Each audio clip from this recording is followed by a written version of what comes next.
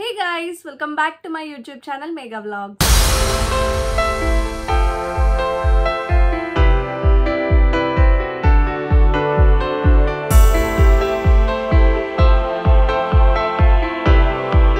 అందరూ ఎప్పుడు అని వెయిట్ చేస్తున్న బిగ్ బాస్ అయితే స్టార్ట్ అయిపోయింది. అండ్ నాకు మెయిన్లీ కంటెస్టెంట్స్ని చూస్తే నాకు సీజన్ 4 గుర్తొచ్చిందన్నమాట. అప్పుడు కూడా ఇట్లా అంత హైప్ లేని కంటెస్టెంట్స్ని తీసుకొచ్చారు, బట్ సీజన్ అయితే చాలా హైప్కి వెళ్ళింది. కానీ సో మేబీ అలా స్టార్ట్ చేస్తున్నారేమో అనిపించింది. Every day compulsory morning to evening నేను లైవ్ కూడా చూస్తాను. సో డెఫినెట్లీ నాకేమనిపిస్తుంది బిగ్ బాస్ చూసి అన్న అప్డేట్స్ అయితే మీకు ఇస్తా, రివ్యూస్ ఇస్తా. సో డెఫినెట్లీ మన ఛానల్ని సబ్స్క్రైబ్ చేసుకుని పెట్టుకోండి. Next coming to the topic, నిన్న బిగ్ బాస్ స్టార్ట్ అయిపోయింది, చాలామంది చూసే ఉంటారు. అండ్ మెయిన్లీ ఈ ఇంట్రో అయితే నాకు చాలా నచ్చింది, చాలా క్రియేటివ్గా అనిపించింది. నాగార్జున గారు హౌస్లోకి వెళ్ళిన ఎడిట్స్ కానీ, అక్కడ పజిల్స్ కానీ, ఆయన వాటిని సాల్వ్ చేసినట్టు చూపించడం, ఆ ఎడిట్స్ ఇవంతా చాలా కొత్తగా పెట్టారు, ఫస్ట్ టైం అనుకుంటా. సో అదైతే చాలా బాగుంది, ఇంట్రో చూడడానికి చాలా బాగుంది. నెక్స్ట్ ఆయన బయటకు వచ్చి అగ్ని పరీక్ష కంటెస్టెంట్స్తో మాట్లాడడం స్టార్ట్ చేశారు. అండ్ ఆల్సో ఇంట్రో కూడా చూపించారు. ఇట్స్ వెరీ నైస్, ఎందుకంటే అంత టఫ్ కష్టపడి ఇక్కడ వరకు రావడం అంటే చాలా గ్రేట్ కదా. సో అగ్ని పరీక్ష ఏవి చూపించి తర్వాత వాళ్ళతో మాట్లాడాక అండ్ దెన్ స్టార్ట్ అయింది షో. అయితే ఇందులో కొంతమందికి కొన్ని డౌట్స్ రావచ్చు, ఈయన ఏంటి అందరి గురించి మాట్లాడేస్తున్నారు అంటే నాగార్జున గారు షో కూడా చూస్తారా అనుకోవచ్చు. బట్ ఇట్స్ రాంగ్, ఎందుకంటే షో స్టార్ట్ అవ్వక ముందే మొత్తం మెయిన్ పాయింట్స్ ఏమన్నా ఉన్నాయా ఇదంతా టీమ్ ఆల్రెడీ ఆయన్ని ప్రిపేర్ చేసి పెడతారు. సో ఇది స్క్రిప్టెడ్ మాట, అంటే స్టేజ్ మీద ఉన్న పార్ట్ వరకు, ఆయన పార్ట్ వరకు స్క్రిప్టెడ్, అంతేగాని బిగ్ బాస్ హౌస్లో నథింగ్ ఈజ్ స్క్రిప్టెడ్ మాట. So next coming to the show, first contestant వచ్చేసి తనుజ. సో తను ఒక సీరియల్ యాక్ట్రెస్ మాట. బట్ వాళ్ళ ఫాదర్కి ఇండస్ట్రీ అంటే ఇష్టం లేదంట, తను వాళ్ళ ఫాదర్కి చెప్పకుండా వచ్చిందంట బిగ్ బాస్కి. అండ్ తనైతే నాకు చాలా కాంపిటేటివ్ ఉంటుంది, చాలా స్ట్రాంగ్ ఉంటుంది అని అనిపించింది. అండ్ ఆల్సో చాలా డేరింగ్ ఉంటుంది అని కూడా అనిపించింది. తనకి స్టేజ్ మీద ఒక టాస్క్ ఇచ్చారు, తన గురించి 9 పాయింట్స్లో చెప్పాలని. సో చాలా కాన్ఫిడెంట్గా చెప్పింది. సో డెఫినెట్లీ తను ఒక స్ట్రాంగ్ కంటెస్టెంట్ అయితే అవుతుంది. నెక్స్ట్ కంటెస్టెంట్ వచ్చేసి ఫ్లోరా సైని. ఈమె స్క్రీన్ నేమ్ వచ్చి ఆశా సైని మాట. సో ఈవిడేంటంటే నువ్వు నాకు నచ్చే మూవీలో ఆర్తి అగర్వాల్ ఫ్రెండ్గా చేశారు. అండ్ ఆల్సో ఆ ఇంట్లో మూవీ చేశారు, ఇలా చాలా మూవీస్ చేశారన్నమాట. ఈమె సక్సెస్ఫుల్ కెరియర్లో ఉన్నప్పుడు హిందీలో ఒక ప్రొడ్యూసర్ని డేట్ చేశారంట. సో ఆ టైంలో తను చాలా ఫిజికల్గా అసాల్ట్ చేసేవాడు, చాలా హెరాస్ చేసేవాడు అంట.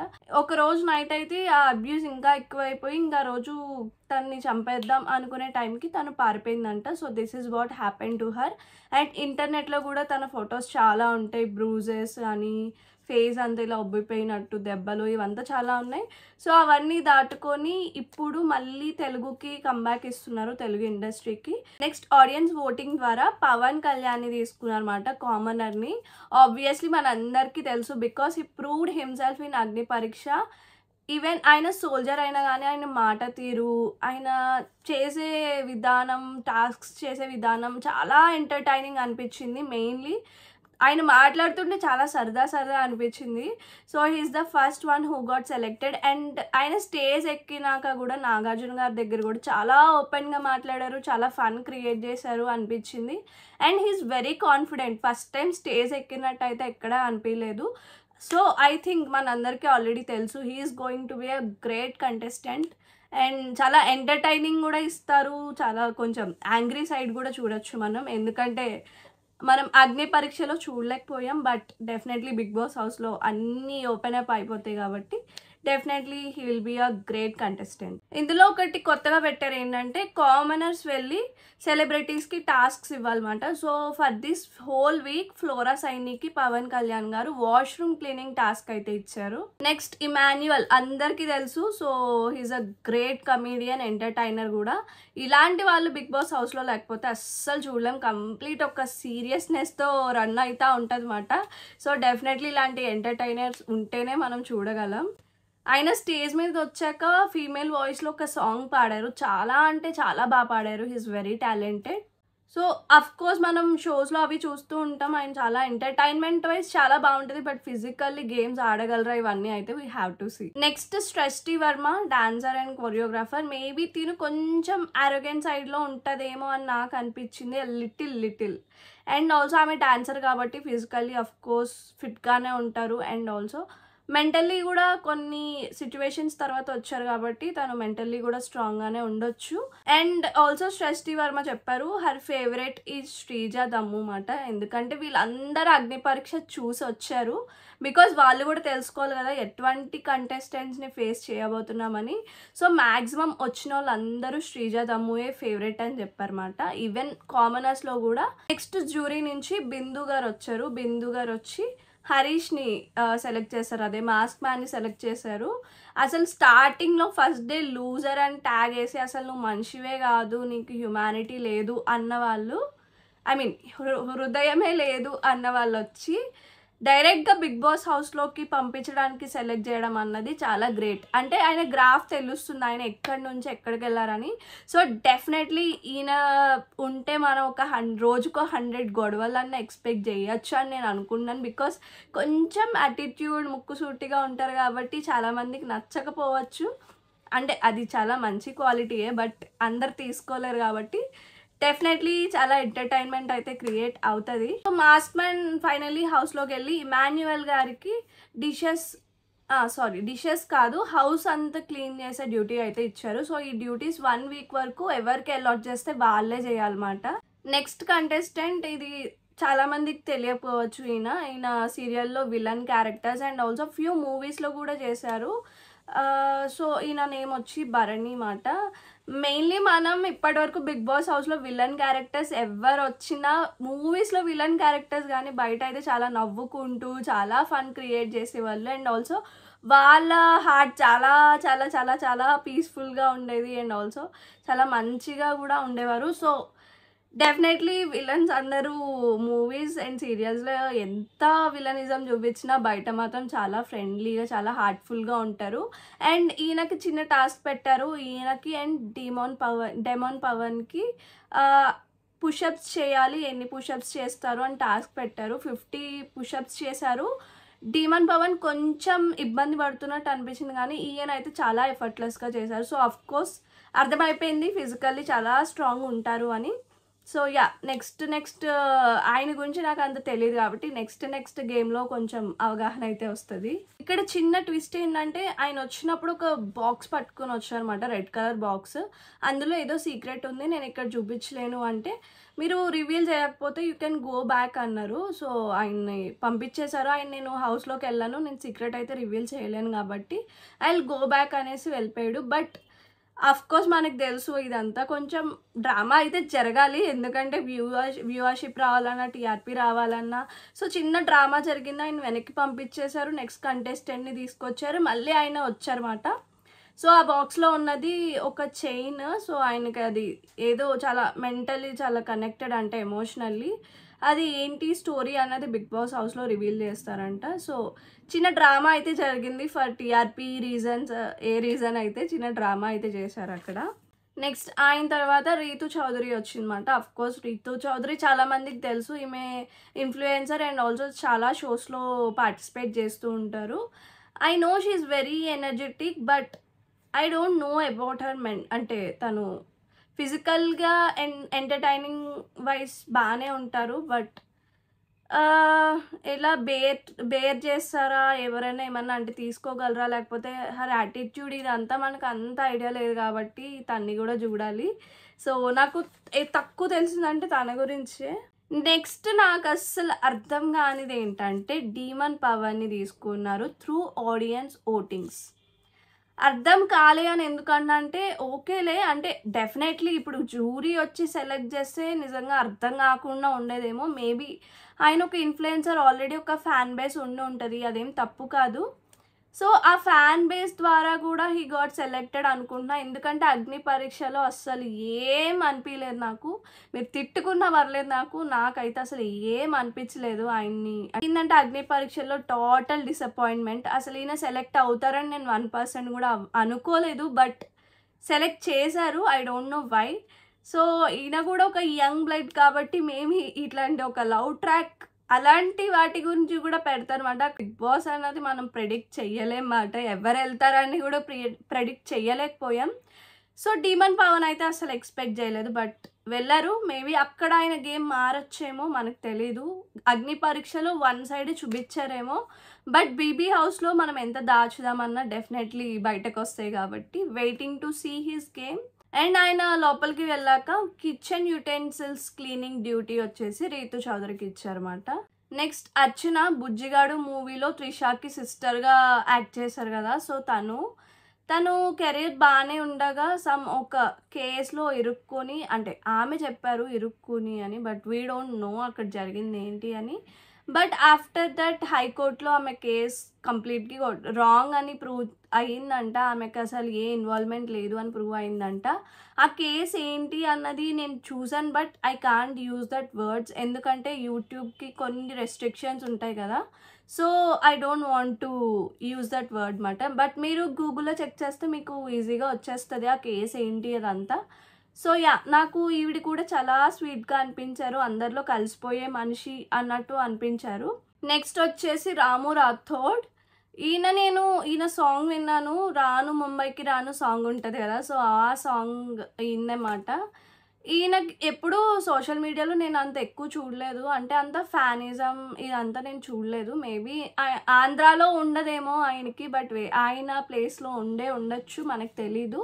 బట్ ఎలా ఉంటారు ఏంటి అని మనకు తెలియదు. చాలా హంబుల్ పర్సన్ అయితే అనిపించింది నాకు, చాలా కైండ్ హార్టెడ్ అని కూడా అనిపించింది.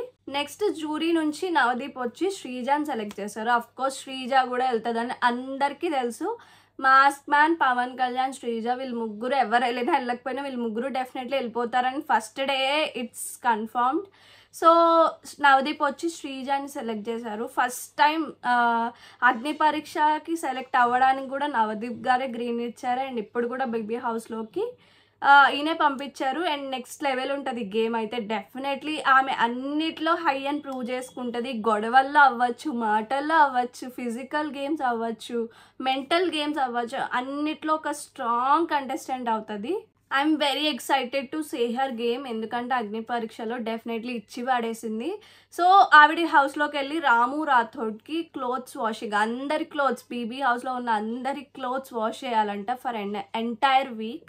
సో ఆ టాస్క్ ఇచ్చారు అండ్ ఆయన స్పోర్టివ్గానే తీసుకున్నారు. సో చూద్దాం ఏమవుతుంది అని. ఫస్ట్ డే కాబట్టి అందరూ అంత గొడవలు మూడ్లో ఏముండరు, ఏమిచ్చినా యాక్సెప్ట్ చేసేయాలి అన్నట్టే ఉంటారు. ఫస్ట్ డే కాబట్టి కొంచెం తెలియక యాక్టింగ్ అయితే ఉంటుంది. నెక్స్ట్ డే నుంచి మనకి రివీల్ అవుతుంది అన్నమాట.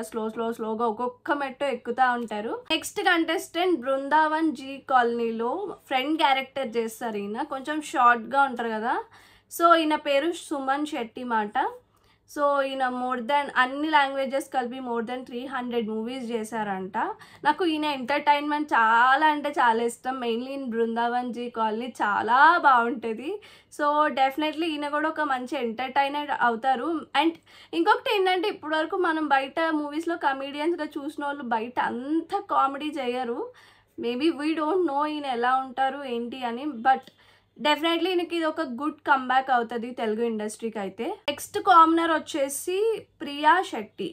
అసలు ప్రియా శెట్టిని కూడా ఎందుకు తీసుకున్నారో నాకు అర్థం కాలేదు. మీరు నన్ను తిట్టుకోండి కానీ నేను హార్ట్ఫుల్గా చెప్తున్నా, అసలు ఆమె గేమ్ నాకు ఏది కనిపించలేదు. మేబీ నేను చెప్తుంది ఇదే, కొంతమంది యంగ్ పీపుల్ ఉంటే కొంచెం లవ్ ట్రాక్ ఇలాంటివి వస్తాయి. అండ్ ఆల్సో యంగ్ బ్లడ్ కాబట్టి కొంచెం గొడవలు, ట్విస్ట్లు ఇలాంటివి చాలా ఉంటాయి. సో టీఆర్పీ రీజన్స్ కోసం కూడా పెట్టచ్చు. ఆమె ఆడియన్స్ ఓటింగ్ త్రూ వెళ్ళింది అంటే ఐ డోంట్ నో, మేబీ తనకి ఫ్యాన్స్ ఉండొచ్చు. నేను ఇప్పటి వరకు ఆ షో వరకు అసలు ఆమెని ఇన్స్టాగ్రామ్లో ఎప్పుడు చూడలేదు, ఫస్ట్ టైం మాట. అండ్ అగ్ని పరీక్ష షోలో కూడా అసలు ఏం ప్రూవ్ చేసుకోలేదు ఆవిడ.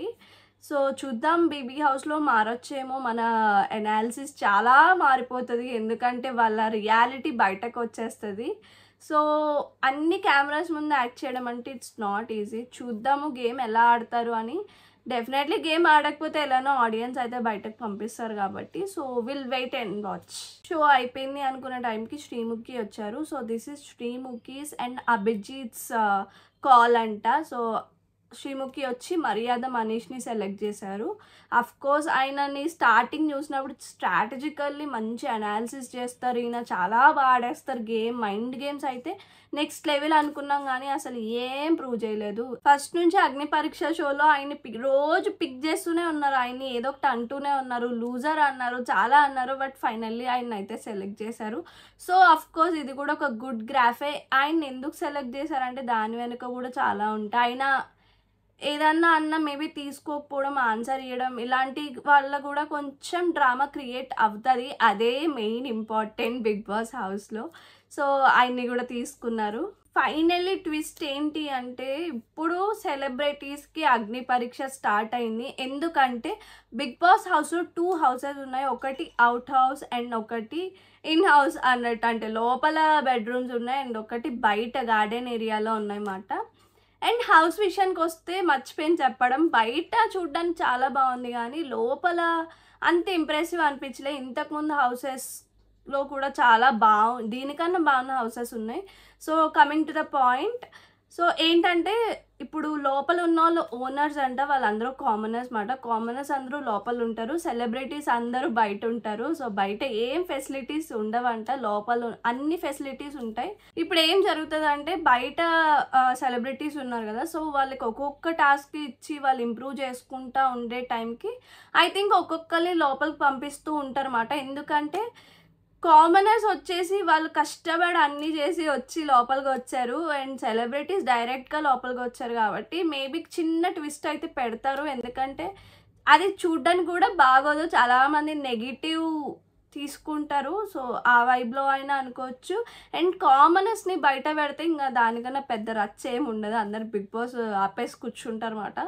సో అందుకనే కొంచెం స్ట్రాటజిక్ మూవ్ అయితే వేశారు బిగ్ బాస్ టీమ్ వచ్చేసి. సో సెలబ్రిటీస్ అందరూ బయట ఉండాలి అండ్ కామనర్స్ అందరూ ఓనర్స్ అంట అక్కడ. సో వాళ్ళని కొంచెం స్పెషల్గా ట్రీట్ చేస్తున్నారు ఫర్ టీఆర్పీ రేటింగ్.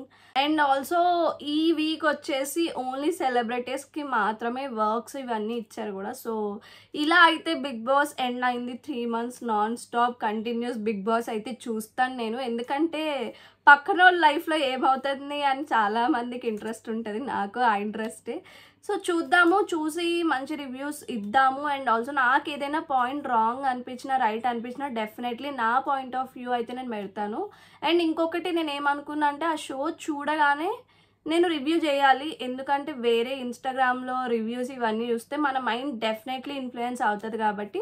సో అక్కడ షో చూసి వెంటనే రివ్యూ చేసేస్తాను నేను. So definitely Bigg Boss fans ఉంటారు కదా, డెఫినెట్లీ ఫాలో చేసుకోండి, మంచి మంచి అప్డేట్స్ ఇస్తాం, మంచి మంచి రివ్యూస్ కూడా ఇద్దాము. అండ్ మీకేం అనిపిస్తుంది, ఎవరు వర్తీ క్యాండిడేట్స్, ఎవరు అన్వర్తీ క్యాండిడేట్స్? ఫర్ నౌ నేను చెప్పాను ఆల్రెడీ, కామనర్స్లో నాకు ప్రియా శెట్టిని ఎందుకు తీసుకున్నారో అర్థం కాలేదు, డీమన్ పవన్ ఎందుకు తీసుకున్నారో అర్థం కాలేదు. సో ఇట్లాంటి రివ్యూస్ ఇంకా చూడాలి అనుకుంటే మన ఛానల్ని సబ్స్క్రైబ్ చేసి పెట్టుకోండి, మన ఛానల్ మెగా వ్లాగ్స్ని సబ్స్క్రైబ్ చేసి పెట్టుకోండి. సో నెక్స్ట్ వీడియోలో కలుద్దాం, బాయ్ బాయ్.